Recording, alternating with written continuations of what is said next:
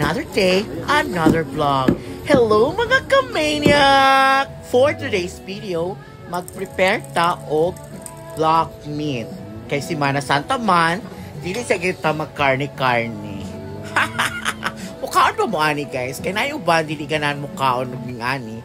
Pero ako hasta yung lamian kay kuani. So i-prepare lang nato siya, no, i-marinate nato siya with ahos, asin, kalamansi, tapos butangan po nato na siya og suka. Nagkanday kayong salamat no sa ato ang mga suking cute kaayo sa sigig tanaw-tanaw sa atong mga sisi, sa atong mga sulit supporters. Salamat jud kayo sa inyo ha. Dayon natuwa na dayon siya i-mix pag nabutang na nato tanan-tanan natong mga kinahanglanon sa pag-marinate. So maghulat dayon ta og 24 hours or bisag pila ka oras.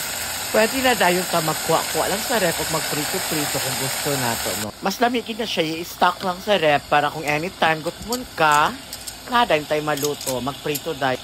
Basta yung lami, alabaw pag humot kayo siya. So, mga unatan ninyo, ready ng tanan.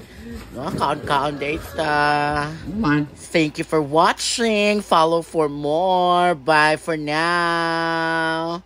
God bless us all.